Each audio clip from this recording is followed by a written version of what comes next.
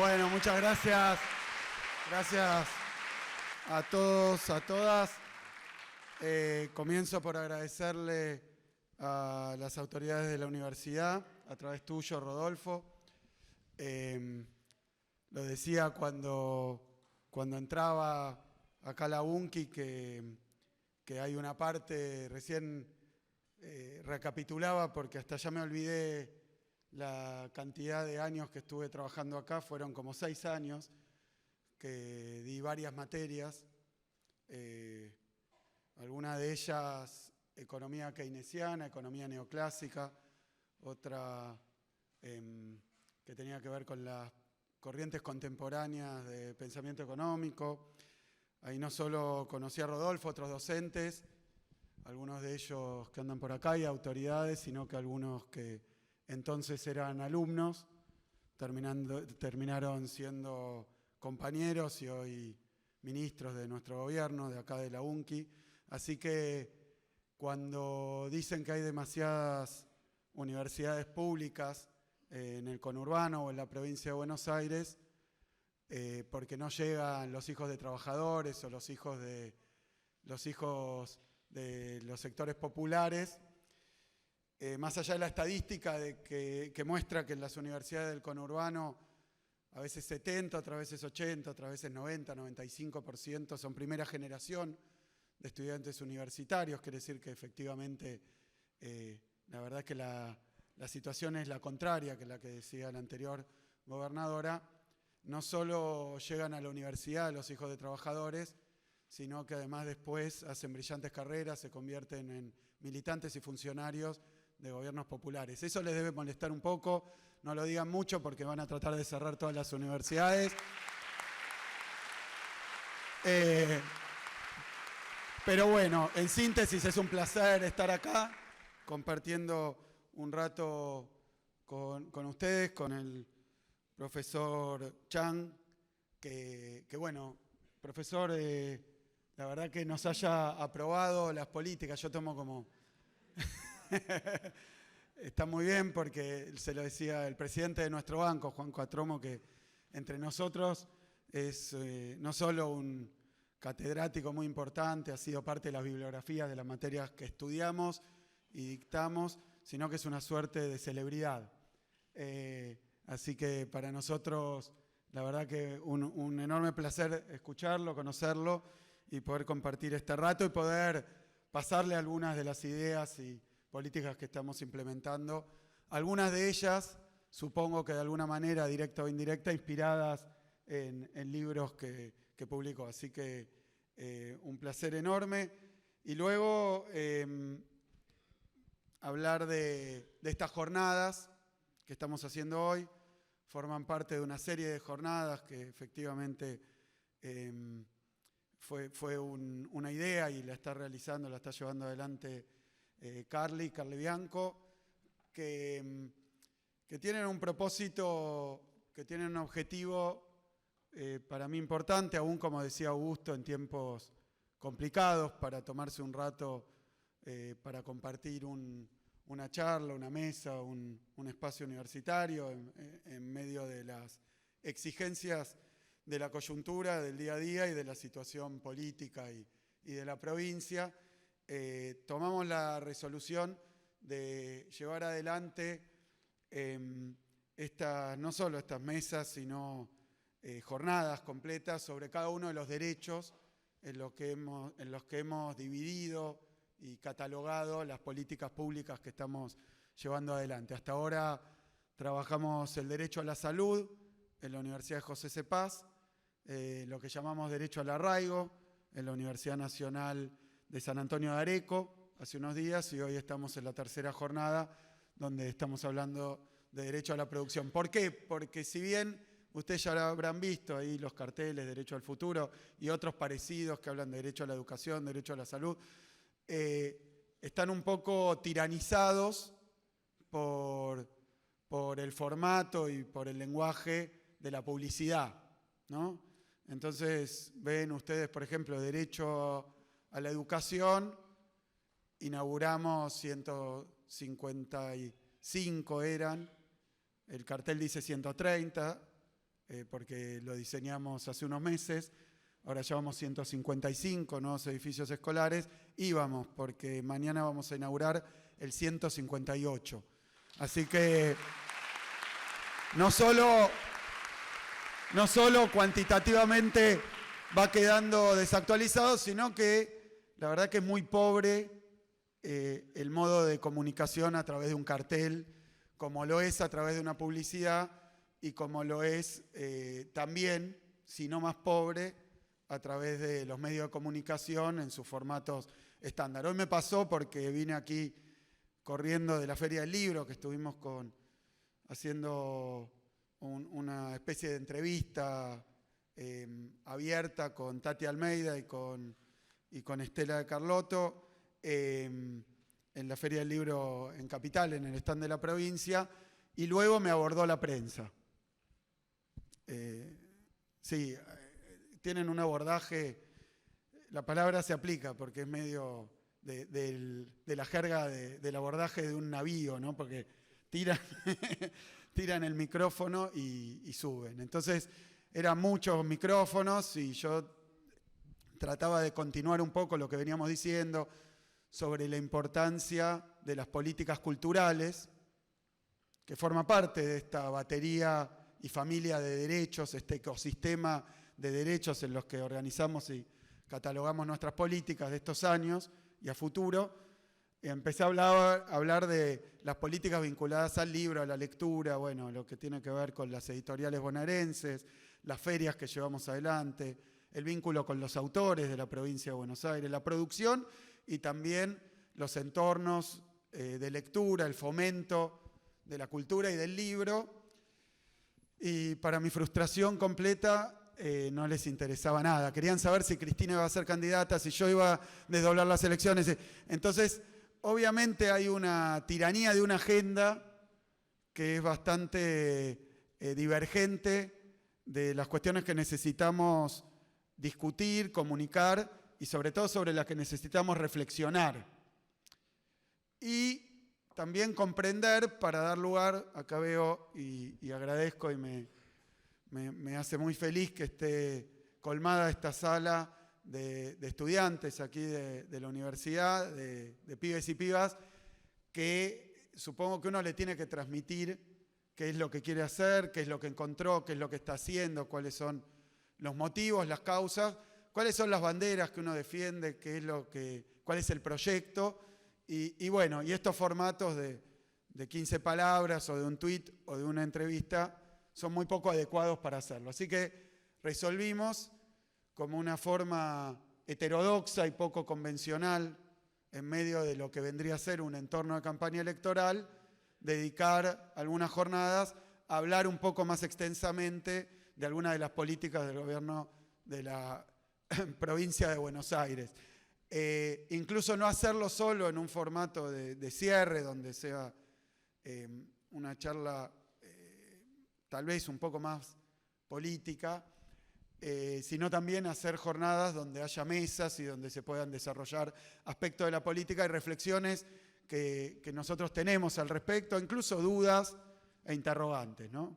Pensar un poco lo que estamos haciendo en el peor momento para pensar, que es una campaña electoral, donde está prácticamente parte de la veda, es la veda para poder reflexionar y compartir ratos de relativa tranquilidad. Entonces, la idea fue también hacerlo en universidades de la provincia de Buenos Aires, en el sentido de en la provincia de Buenos Aires, porque es cierto que son de jurisdicción nacional o provincial, pero bueno, hay un sistema universitario en la provincia de Buenos Aires muy, muy importante.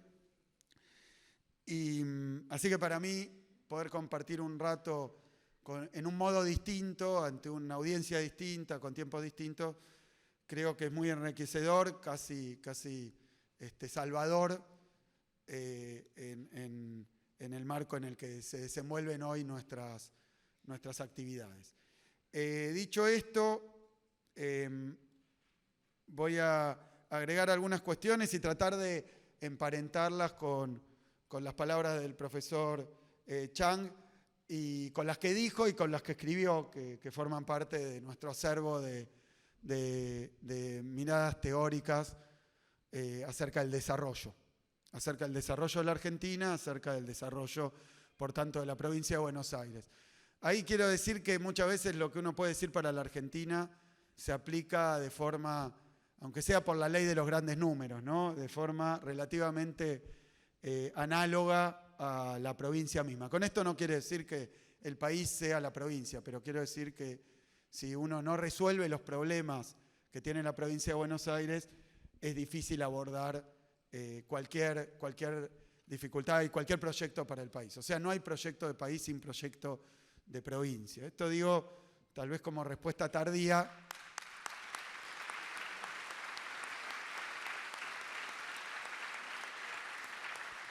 Tal vez como respuesta tardía a la cuestión de las candidaturas y su jerarquía, ¿no? Si uno va a ser candidato a tal cosa o a tal otra, creo que el problema parte de aquí. Y parte también de una lectura, antes, por lo de Chang. Lamentablemente o no, profesor, en Argentina estamos en una suerte de revival de la década de los 90. Yo casi diría una situación más bien penosa, ¿no? Sobre todo para los que vivimos los 90, sus consecuencias, sus debates. Yo comencé a dar clase en esta universidad en el año 98. Me había recibido en el año 95, así que cursé mi carrera en pleno proceso neoliberal. Yo diría en el auge, en el momento de éxito del neoliberalismo, donde muchos escribían, hay que decirlo, ¿no? En la carrera de economía querían ser economistas porque había ocurrido el plan de convertibilidad en sus tiempos dorados, ¿no? Y se evaluaba socialmente, con voces críticas y discordantes, pero socialmente se consideraba un éxito, por lo menos había tenido un éxito en detener un proceso hiperinflacionario. Un costo altísimo, pero efectivamente los precios habían dejado de subir con esa dinámica que traían de la hiperinflación de fines de los 80 y principios de los 90 también. Así que muchos querían estudiar economía, era una carrera de moda, porque presuntamente se había resuelto, y además en el marco del consenso de Washington y en el marco de las políticas y de las teorías neoliberales, había una dominancia de la economía sobre la política. En la Argentina se vivió eso, bueno, un poco faranduleramente y un poco también trágicamente, con esto del duelo entre Menem y Cavallo en algún momento, pero el problema era, me vino a la cabeza, la discusión era quién era el padre de la criatura.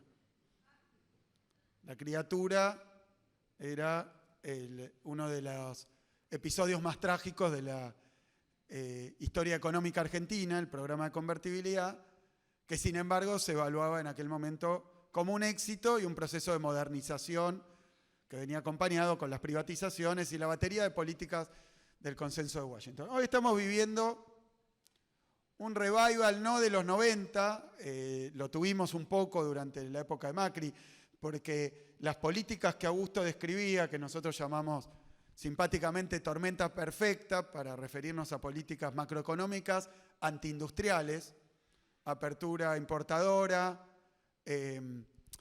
endeudamiento y fuga, tasas de interés elevadas, tarifas dolarizadas, ajuste presupuestario, y yo agregaría a lo que mencionó Augusto, salarios bajos,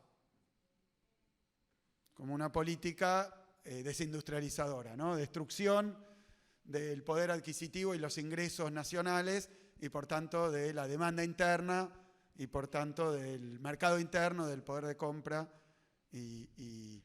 Así que por cuestiones de oferta y de demanda, por cuestiones de balance, determinaba el quiebre del aparato industrial argentino, y todas esas políticas son equivalentes a lo de los años 90, si bien sin convertibilidad. Así que vivimos un reverdecer de esas políticas. En aquel momento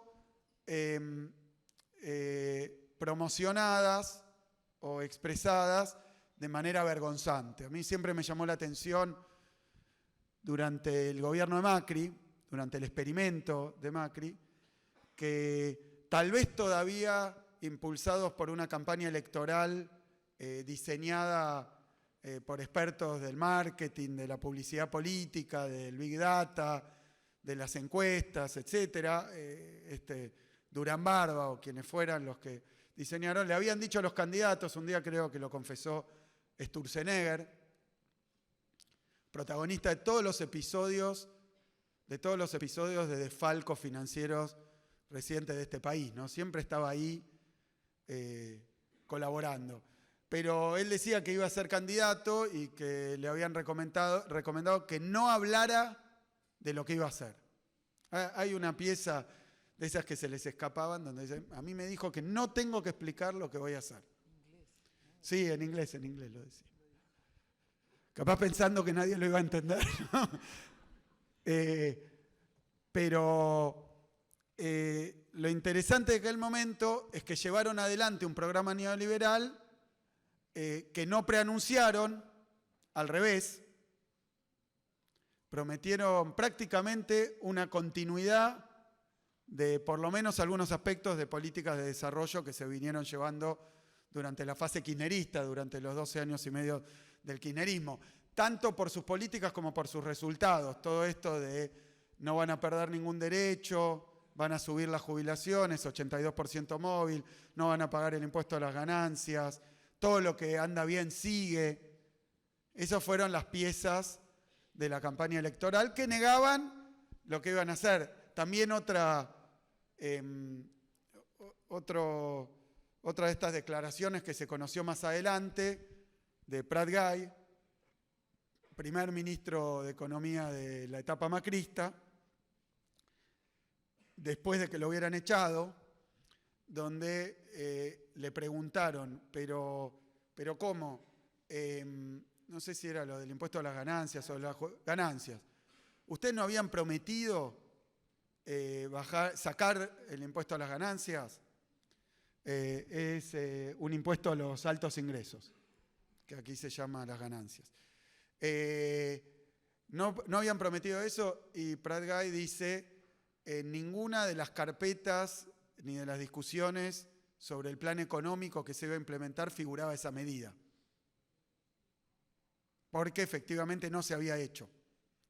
Entonces fíjense que algo característico del macrismo de esos 4 años fue que no preanunciaron lo que iban a hacer, de hecho mintieron deliberadamente, sabían que iban a hacer cosas que prefirieron no decirlas para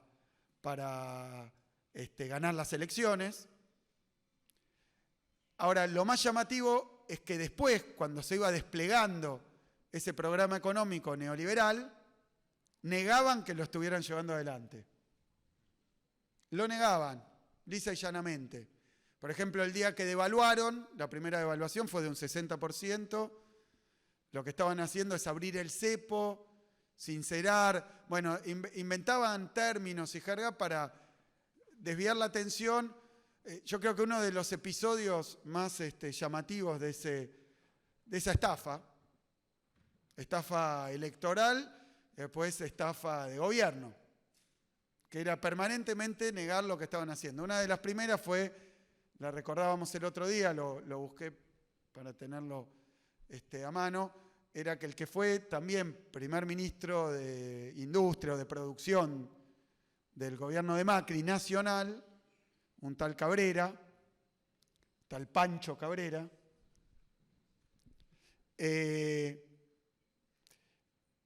cuando comienza el gobierno y llevan adelante una apertura indiscriminada de las importaciones, en una entrevista ante el diario La Nación le dicen, bueno, ministro, acá dicen que hay ingreso de productos de importación, que hubo incluso una queja de la UIA, entonces habían dicho que están dejando entrar incluso productos a precio de dumping, están matando sectores industriales, bueno, le hace la pregunta más delicada y contesta que en realidad la secretaria de Comercio de nuestro gobierno, de nuestra etapa, yo era ministro de Economía, o sea, del ministerio, le había dado un pendrive con los sectores que había que proteger, pero el pendrive estaba borrado.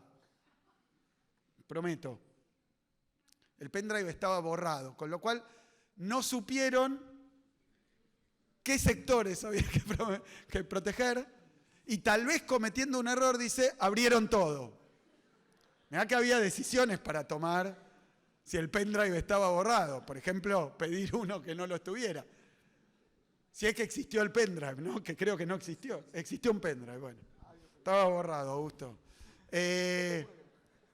Entonces, no, fíjense las cuestiones absurdas que ocurrieron. Pero esto como postales de un programa económico neoliberal en regla que se aplicó durante 4 años, tal vez con la excepción que ahí se debe del 2021, que ahí se suspendieron los tarifazos, empezó un programa de expansión del crédito a jubilados de cara a la elección. 17. Empezó un programa de expansión del crédito, hicieron un montón de medidas populistas, digamos, de cara a la elección, para obtener un resultado que relativamente uno podría decir que sí obtuvieron. Pero así todo, se llevó adelante un programa neoliberal. Noventista, se diría en la Argentina. Con alguna reivindicación lateral a Cavallo, tal vez a Menem, pero todavía vergonzante. La novedad de esta etapa es que se han caído las caretas. Se cayó el decorado, las caretas, las máscaras, y estamos escuchando hoy, a nivel público, algunos, por lo menos, algunos elementos y algunos aspectos del programa que quieren aplicar de ganar las elecciones de este año. Yo lo considero, desde el punto de vista electoral, una ventaja, ¿no? Porque ahora están diciendo que se viene una política de privatizaciones, de ajuste, de reducción, por no decir destrucción, de derechos laborales, que la educación pública no va, que vamos al modelo de vouchers, más noventista que eso no se consigue. Entonces, hay un revival, por lo menos hoy, a nivel discursivo. Y en ese sentido, vengo a reivindicar, a poner en valor y a recomendar la lectura de algunos de los trabajos y sobre todo el libro clásico Pateando la escalera del Dr. Chang, ¿no? Porque estamos discutiendo eso. Si bien con todo el ruido propio de un proceso electoral, con formatos donde la discusión no es fácil ni sencilla, pero aparecen algunos retazos de la política económica que se quiere aplicar, incluso con una competencia a ver quién es más cruento y brusco en su formulación, ¿no? Parece haber 2 modelos en pugna de la derecha, uno es dinamitar y otro es semidinamitar, o sea que hay una cuestión de grado, ajuste, gasto público, obra pública 0, es uno de los modelos, la otra es 0,1, pero estamos discutiendo estas cosas, que no se pudieron discutir en el 2015, con una primera ventaja, que es que empiezan a surgir de manera explícita. Primera ventaja.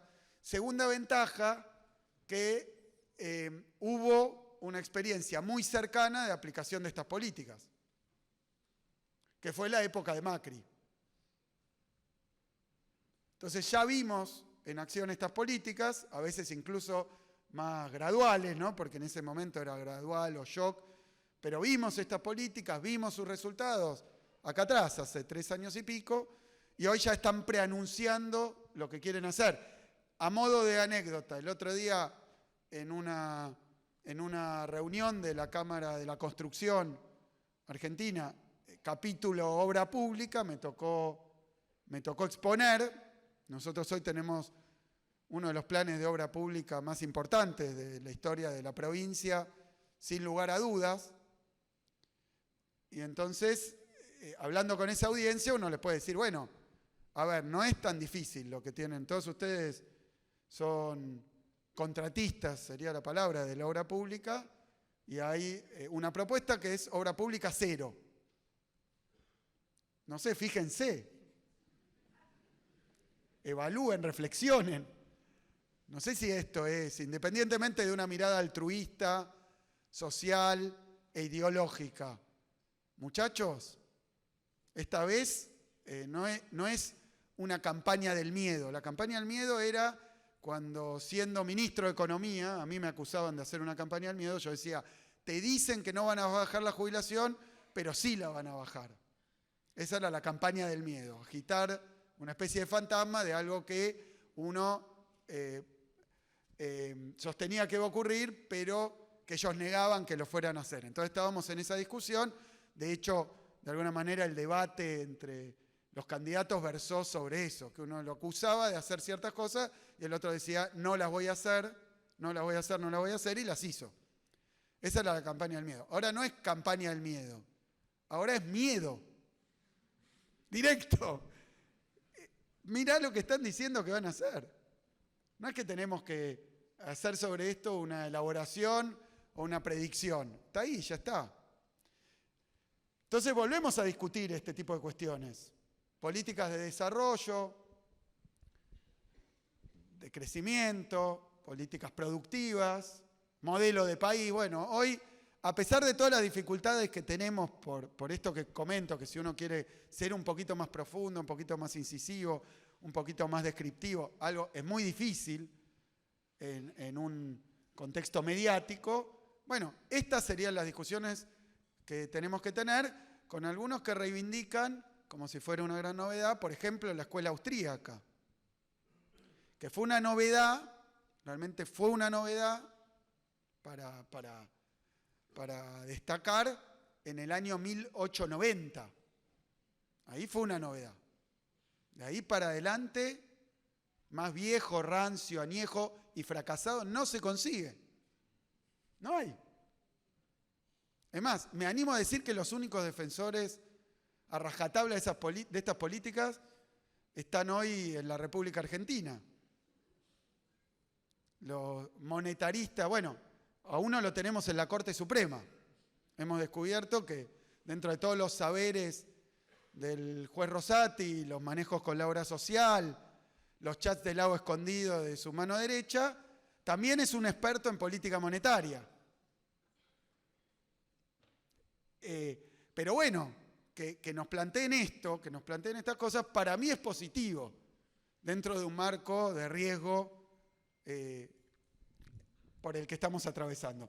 Y surgen estas preguntas que hoy le preguntábamos a Chan de qué año era el libro, el de la escalera, y que fue realmente impactante porque lo que dice es algo que en aquel momento, principios de los años 2000 en la Argentina, y estaba en discusión, porque veníamos de las políticas de los 90, de las promesas incumplidas, de las políticas de los 90, de la crisis en todo el continente, de la aplicación de las políticas del Consenso de Washington, de la explosión de Ecuador, de las crisis financieras que había sufrido tanto diferentes países periféricos, qué sé yo, del tequila, acá la crisis brasileña. Veníamos de un estallido tras otro y acá en la Argentina del estallido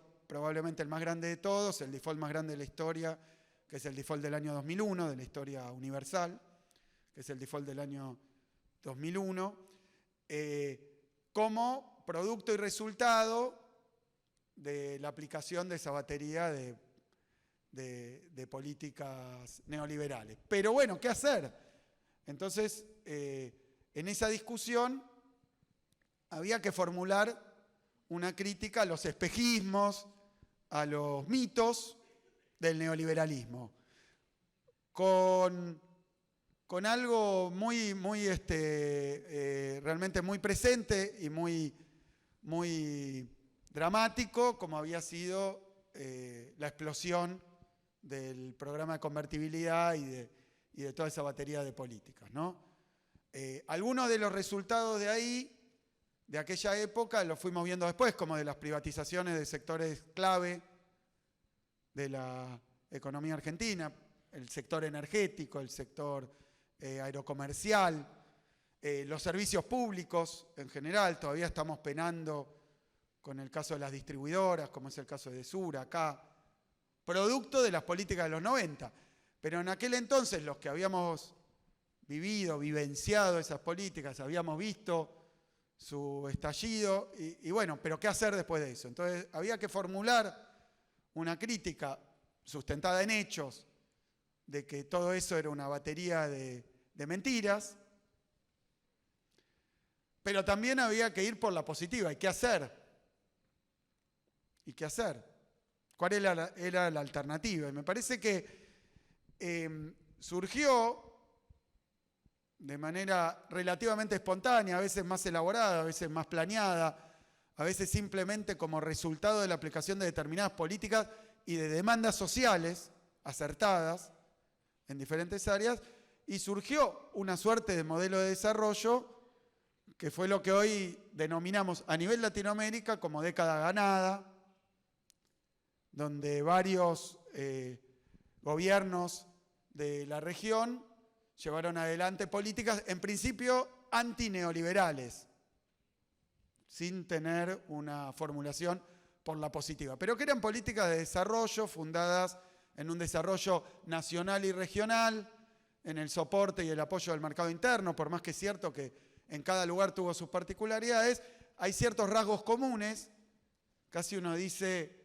empujados por una época, empujados por determinaciones materiales e históricas, sociales, políticas y económicas, también porque, me permito decir, cuestiones geopolíticas, como lo que ocurre después de los atentados de las Torres Gemelas, que dan lugar a una etapa donde Latinoamérica y el mundo emergente queda un poco afuera del radar. O sea, estábamos en el patio trasero y nos echan del patio trasero, ¿no? O ni siquiera se ocupan de ir cada tanto a regar el patio trasero. Y por lo tanto eso dio un espacio para la política, para la geopolítica, para la unidad, para una unidad latinoamericana y para una integración latinoamericana como claves para un modelo de desarrollo antineoliberal y por la positiva un desarrollo, nosotros aquí lo llamamos crecimiento con inclusión social, bueno, o peronismo. ¿No?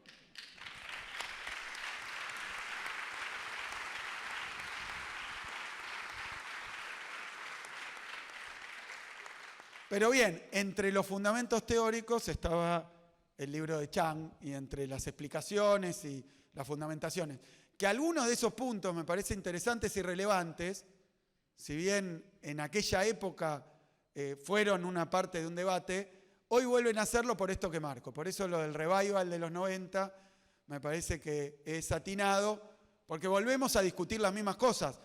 Incluso, como dijo Cristina el otro día en una Argentina circular, en términos de que las volvemos a discutir como si nunca hubieran ocurrido. ¿No? Hay un intento de venderte de nuevo el mismo espejito de color que ya vendieron y que terminó siendo un fiasco. Pero venderlo de nuevo es vino viejo en vasijas nuevas y a veces ni siquiera. Entonces, creo que es recontra pertinente desde el punto de vista teórico, desde el punto de vista político, la presencia de Chang y que lo tenga en el cierre de de esta mesa sobre el derecho a la producción. ¿Y qué es lo que yo rescataría muy grosso modo de lo que se discutía en aquel momento y de las conclusiones claras? Primer punto, y todos presentes en patear la escalera. La primera es que las políticas neoliberales eran productos de exportación de los países centrales, que se planteaban como las políticas adecuadas, aptas, incluso como el único camino casi natural hacia alcanzar, de hecho, el nombre de lo que en algún momento se llamaba centro y periferia durante la época desarrollista, se llamaba subdesarrollo, se llamaba tercer mundo, bueno, todo eso pasó a llamarse países en vías de desarrollo. O sea, se aplican este paquete de políticas, inevitablemente van a alcanzar los niveles de desarrollo. Incluso en aquel momento se hablaba con modelos, por supuesto, teóricos, algunos hasta econométricos, de una convergencia entre los países desarrollados y los países no desarrollados o emergentes, después se empezaron a llamar, pero emergentes tiene la misma idea, ¿no? Que ahí vienen. ¿Y cómo era el paso de la vía del subdesarrollo al desarrollo?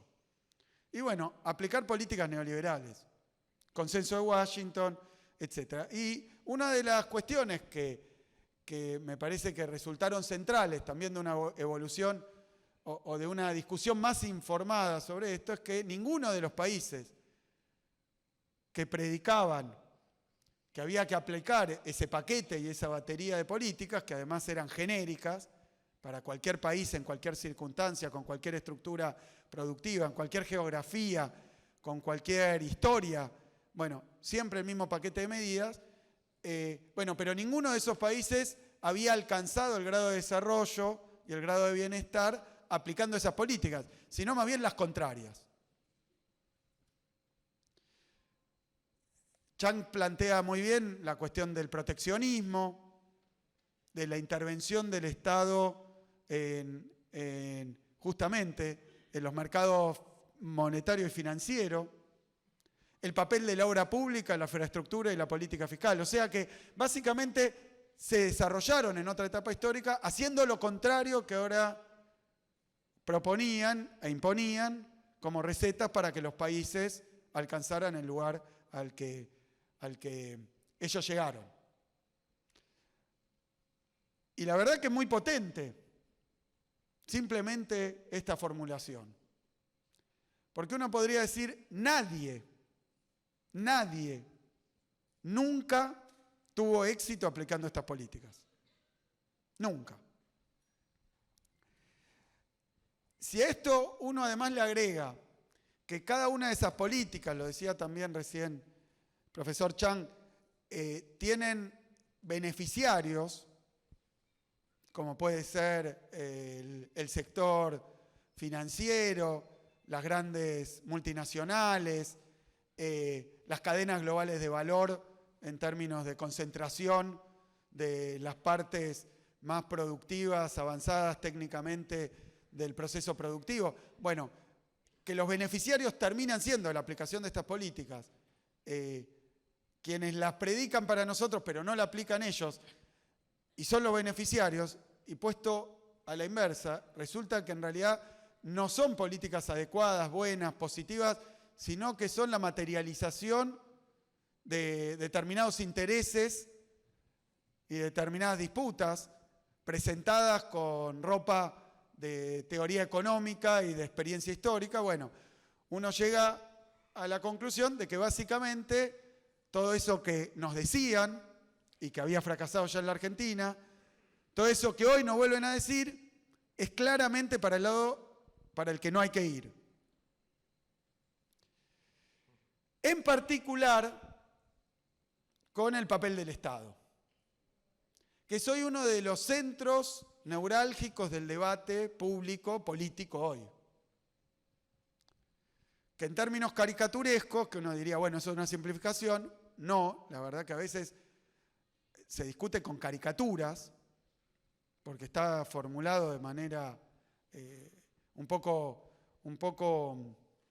payasesca, ¿no? Pero se plantea, bueno, que el Estado es malo,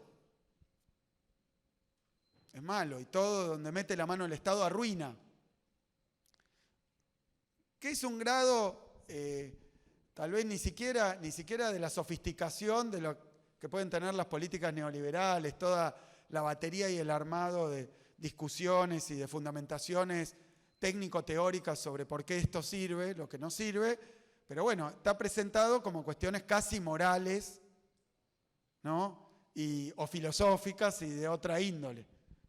Pero estamos discutiendo esto. Si el Estado es lo que impide el desarrollo o lo que lo facilita. Lo que mejora el estándar de vida o lo que lo empeora necesariamente. Estamos discutiendo con fantasmas y entelequias, pero porque además es un estado abstracto, absolutamente abstracto. A mí hoy, incluso escuchando este tipo de fundamentaciones y explicaciones, digo, bueno, cuando van a dinamitar, cuando van a ajustar, deberían ser un poco más precisos. ¿Qué van a dinamitar? ¿Qué parte de esta universidad van a dinamitar? Y cuando van a ajustar, ¿cuánto le van a bajar el salario a los docentes, a las maestras, a los maestros, a los médicos, a los policías? ¿Cuánto le van a bajar?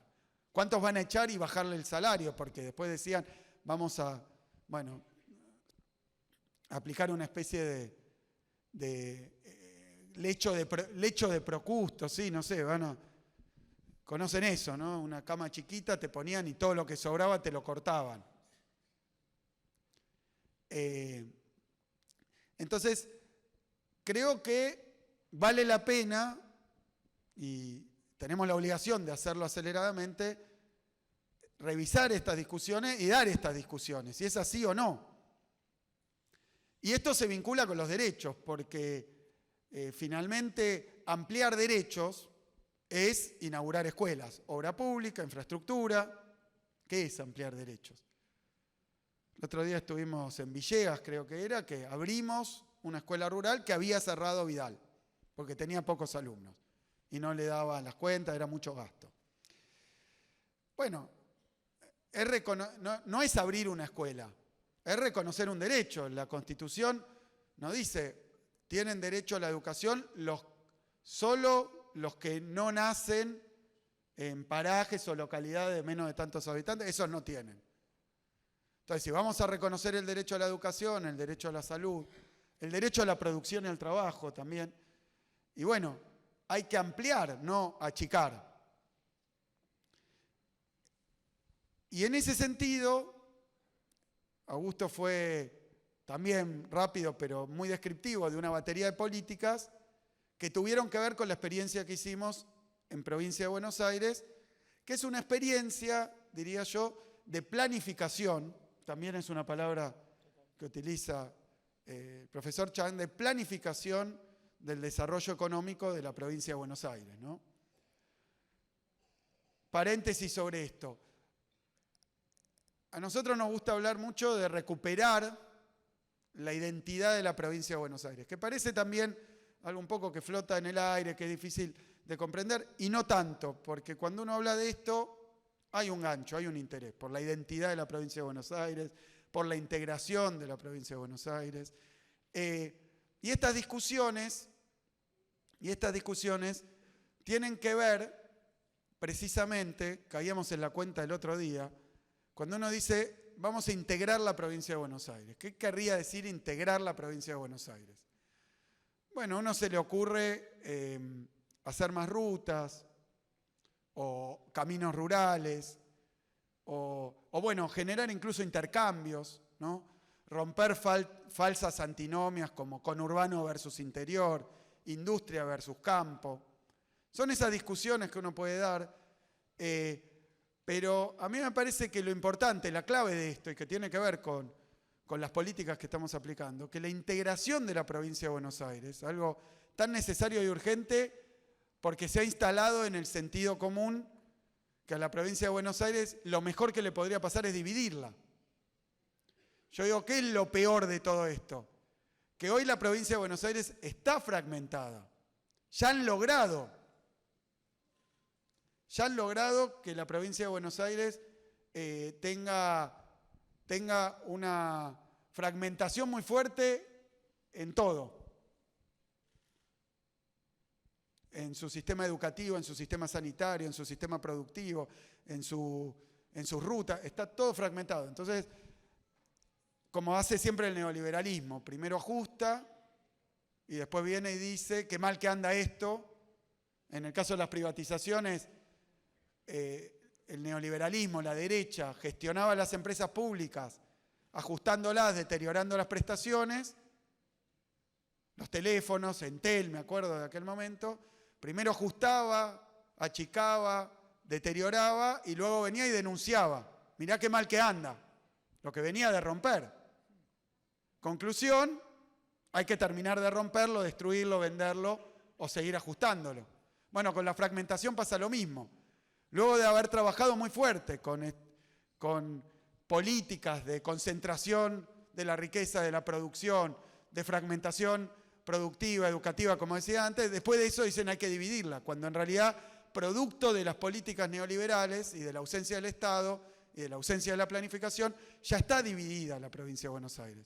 Entonces yo digo, ante que está dividida, ¿qué hay que hacer? Ante que está achicado y anda mal, sea el sistema educativo, sea el sistema sanitario, ¿qué hay que hacer? Y básicamente reconstruirlo, integrarlo y mejorarlo, no terminar de destruirlo. Creo que eso es un poco la tarea que contó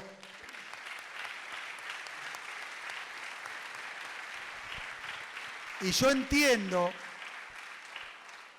que la clave, o sea, la clave de la integración de la provincia de Buenos Aires, la integración con mayúscula, la integración en todos los aspectos, y la identidad con mayúscula en todos los aspectos.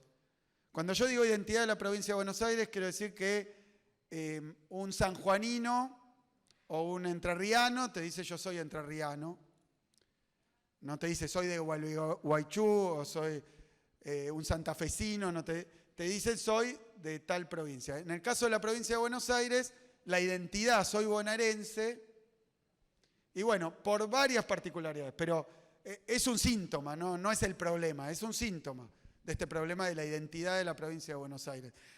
Entonces, reflexionando sobre esto, yo entiendo que el núcleo central y el elemento central para la integración y para la identidad de la provincia de Buenos Aires es su aparato productivo. Es la producción. Es la producción.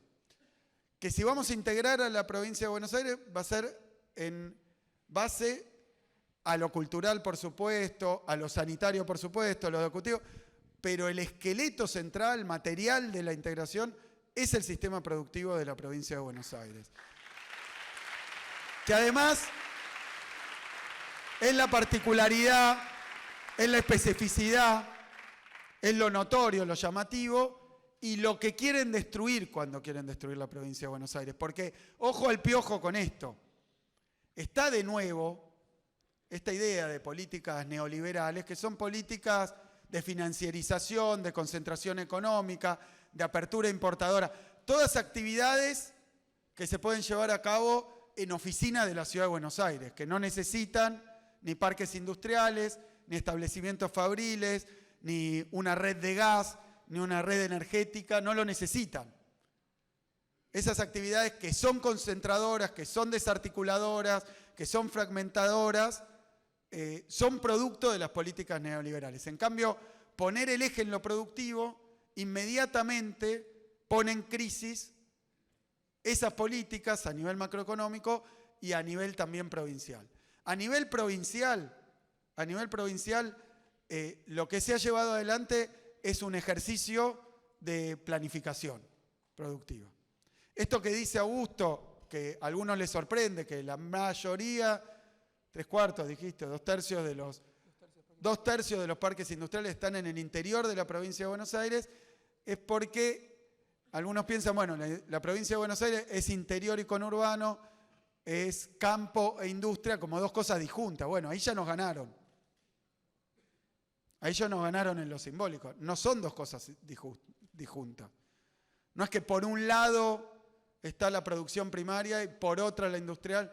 A ver, nosotros producimos la materia prima y la manufactura y los productos terminados. Lo producimos en el interior y en el conurbano bonaerense. Nosotros lo que tenemos que hacer es lograr la integración completa productiva entre campo, industria y en origen. Entonces, esas discusiones, obviamente, y ese programa y esas banderas de reivindicar la creación de valor, reivindicar el valor agregado vinculado a ciencia, investigación,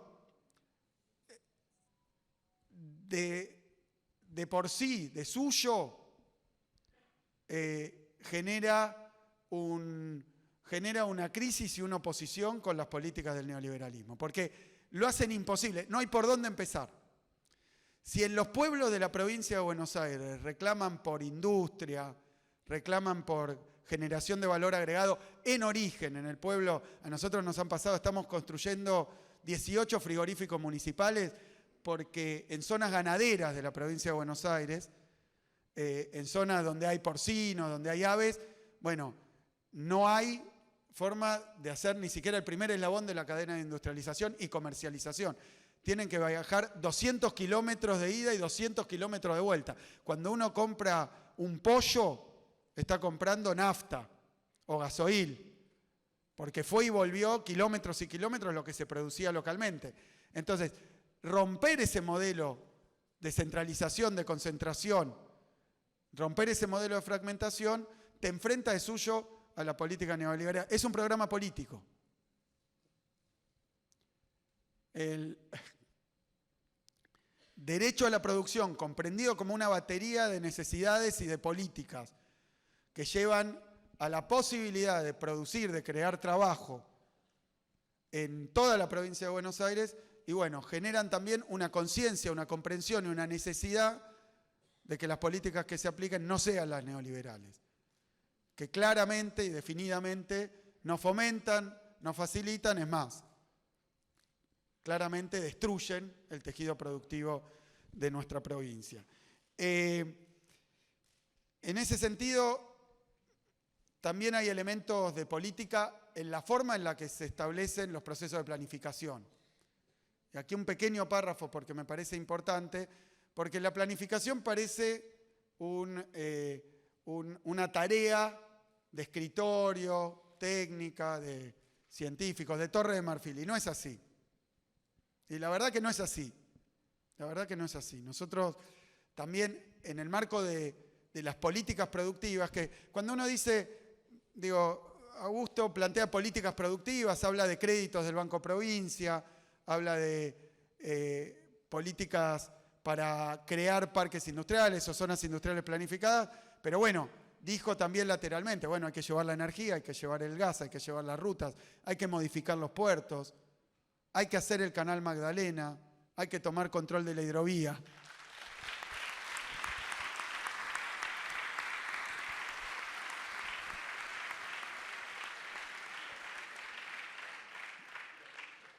O sea que la política productiva no es solamente abrir un galpón con máquinas.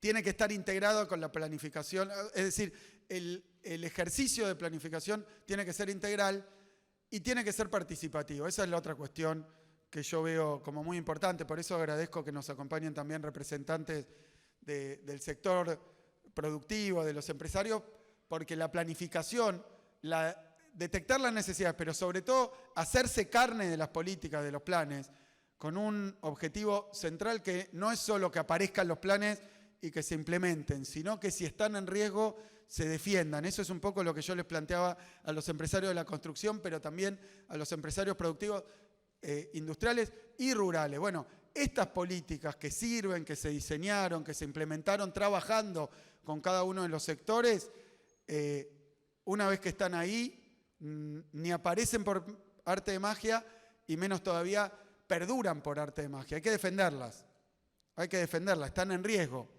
Entonces, el proceso de planificación es también un proceso de toma de conciencia sobre las necesidades, sobre las políticas, sobre sus resultados y sobre los riesgos y peligros que conlleva que se abandone esto. En el sentido de lo que decía Chang, que políticas redistributivas a través de transferencias están a tiro de decreto, mientras las políticas redistributivas en base a la industrialización, en base a hacer más denso el tejido productivo, en base a la integración entre nuestro sistema universitario, científico, tecnológico, de innovación y los procesos industriales, bueno, todo eso genera una densidad y una conciencia y una capacidad política que también hace que después sea más difícil revertirlos.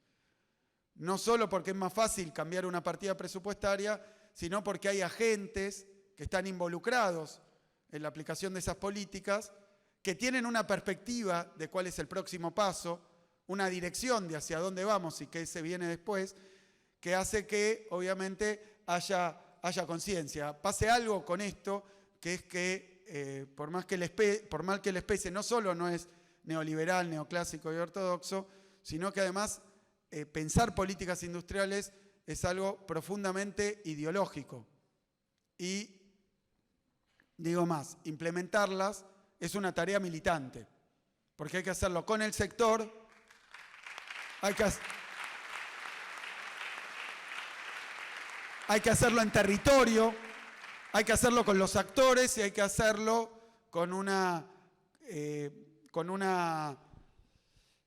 forma de trabajo que implica un vínculo directo entre el gobierno y, bueno, llamémoslo así, el pueblo, digamos. Esto creo que es una clave. Finalmente, ¿no? Me parece, hoy también pensando un poco sobre lo que nos pasa hoy, y que también tiene que ver con entender lo que ocurrió los 4 años de macrismo y de neoliberalismo, hay condicionamientos que quedaron, más allá de la pandemia, la guerra y la sequía, más allá de un mundo que tiende a la concentración, un mundo que está patas para arriba, más allá de la incertidumbre, las cuestiones geopolíticas por resolver, más allá de esta transición que hay, algunos dicen desde un mundo unipolar a una multipolar, desde un mundo con predominancia del dólar a un mundo con varias monedas de reserva y también comunidades de valor y como comunidades de crédito, ¿no? Como moneda de crédito. Bueno, más allá de todas estas transformaciones, en Argentina no es que el paso del neoliberalismo nos dejó solamente un tejido industrial a reconstruir, una cantidad de empleos a recuperar, una cantidad de empresas y pymes a volver a abrir. No es solo eso. Han puesto, si me permiten la palabra, un poco sacrílega, 3 cepos pesan sobre la economía argentina que deja Macri. Como reaseguro que limita la posibilidad de aplicar políticas industriales y que restringen y limitan al peronismo. Una, evidentemente, es la deuda. Otra es el Fondo Monetario Internacional. Y otra es el Partido Judicial, la Corte Suprema de Justicia. Digamos, son 3 cuestiones que indudablemente, pandemia por medio, situación interna, lo que sea, estilos de gobierno, todo lo que uno quiera decir. Pero estas 3 cuestiones hay que abordarlas. La deuda, el fondo, el Poder Judicial. Porque si el Poder Judicial, si la Corte Suprema va a resolver la distribución de recursos de la coparticipación, si va a resolver la emisión monetaria, si va a resolver, como trató de hacer en dólar futuro, el valor del dólar. Decían que el problema que había es que estábamos vendiendo un dólar a un precio que no era, o sea, había un precio justo, escolástico, medieval, que ese era el precio adecuado y todo lo que estaba por fuera de eso era artificial y malo.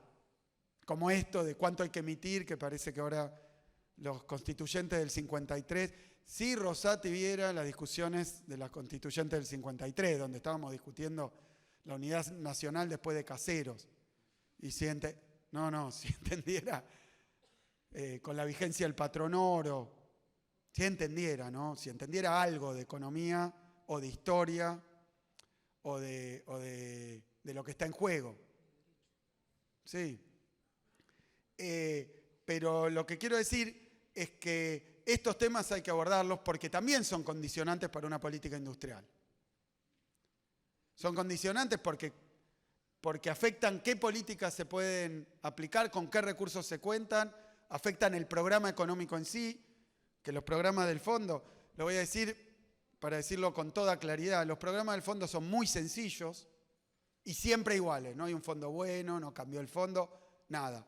Tienen dos medidas básicamente, una es la devaluación y otra el ajuste. Todo lo demás es lateral.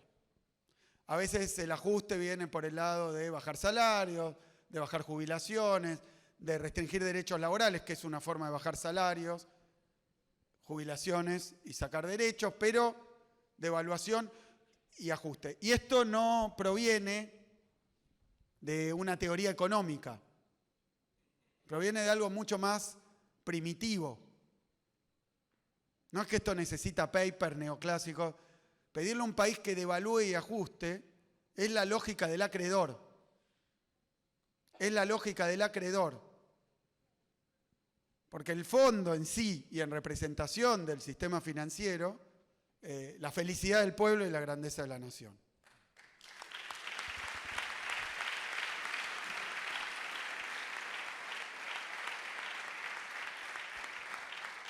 Y con esto cierro. Es una frase hecha que destruir es más fácil que construir, más fácil y más rápido, ¿no?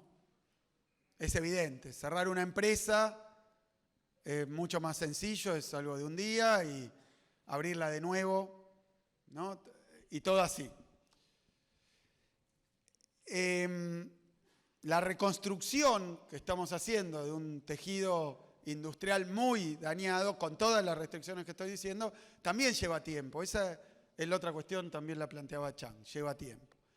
Muchas de estas políticas son de recuperación, son de mantenimiento, son de expansión, pero el tema central es transformar la estructura productiva de la provincia de Buenos Aires. Transformarla, ahí está la clave. Ahí está la clave. No es solo que surjan más empresas, es transformar la estructura productiva. Darle más densidad, darle más productividad, darle más capacidad exportadora, desprimarizarla, y cuando digo desprimarizar, no es solo el campo, sino también la minería, el petróleo, desprimarizarla, porque eso tampoco, sobre esto también habla el profesor Chang, los recursos naturales, tener muchos recursos naturales, para algunos fue una enfermedad, ¿no? La famosa enfermedad holandesa, es una maldición también, porque a veces hasta te mandan los Marines, ¿no? Si son demasiados. Entonces, en ese sentido creo que hay que ser cauto, no nos salvamos porque tenemos vaca muerta y el litio. No nos salvamos, capaz que todo lo contrario. Entonces creo que estas discusiones y estas políticas, por supuesto nosotros a nivel local, pero cuando decía que no hay nación sin provincia, digo también lo contrario, no hay provincia sin nación. Entonces lo que está en juego hoy es discutir si volvemos para atrás a cometer los mismos errores o si vamos para adelante también de una forma más precisa, de una forma más clara, de una forma más incluyente, de una forma más eficaz. Si vamos para adelante, si además de reconstruir lo que han roto, lo transformamos y lo mejoramos, en fin. De lo que se trata es de integrar la provincia de Buenos Aires, de recuperar la identidad de la provincia de Buenos Aires, y eso es el derecho a la producción y el derecho al futuro. Muchas gracias a todos.